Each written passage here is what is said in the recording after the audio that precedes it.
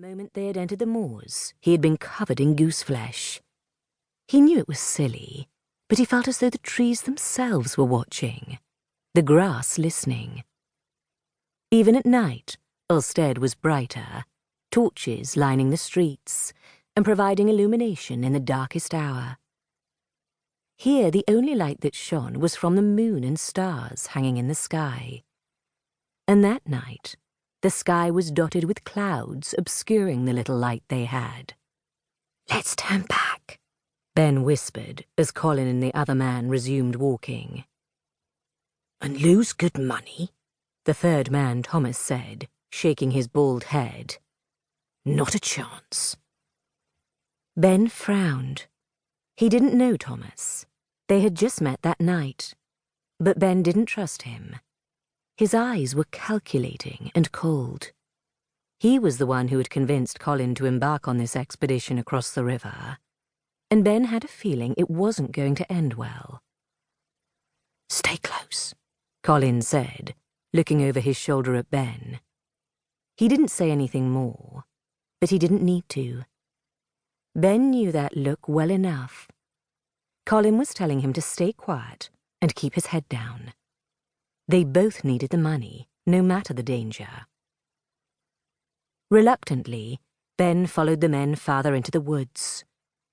Deeper in, the sounds were more muffled, the night even darker. Coming to a stop in front of a tall tree, Colin nodded.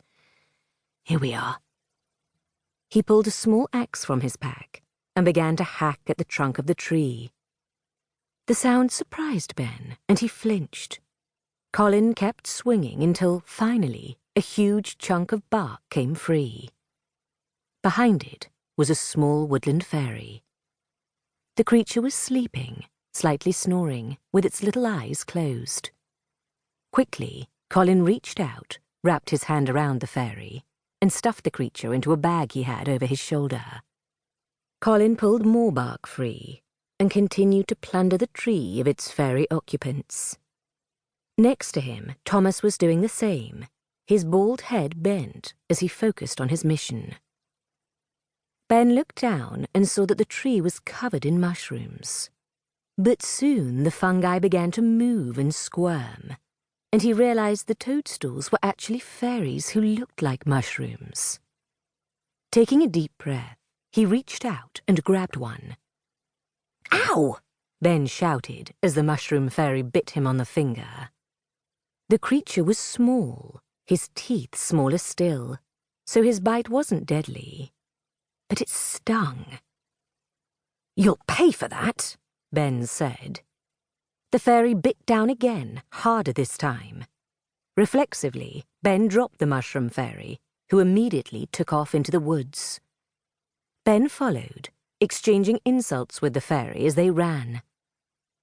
In moments, they had left the thick, muffled stillness of the forest and raced into a clearing. Still shouting insults, Ben plodded into the wide open space. Out there, he was no longer protected by the shadows of the trees. The other two men had disappeared from view, swallowed up by the forest. But Ben didn't care. He was too focused on getting the fairy into the bag. He slowed his steps and came to a stop. Like a predator on the hunt, Ben sank to the ground and quieted his breathing. Then he waited. Not hearing footsteps behind him, the mushroom fairy stopped too. It was only for a moment, but it was just long enough. Shouting, Ben took a diving leap. He flew through the air and then landed on the ground, his hands wrapping tightly around the fairy. As the creature wiggled and squirmed, Ben laughed triumphantly. "I'll get double for a mushroom," he said. "In you go." Stuffing the fairy deep into the bag, Ben turned. Only then did he realize he was far from where he had started. He headed back toward the woods. Meanwhile, Colin and Thomas continued to pluck fairies from the tree, oblivious to everything but the task at hand and the visions of money running through their heads. They didn't hear the sound of wings flapping or the gentle rustling of leaves behind them.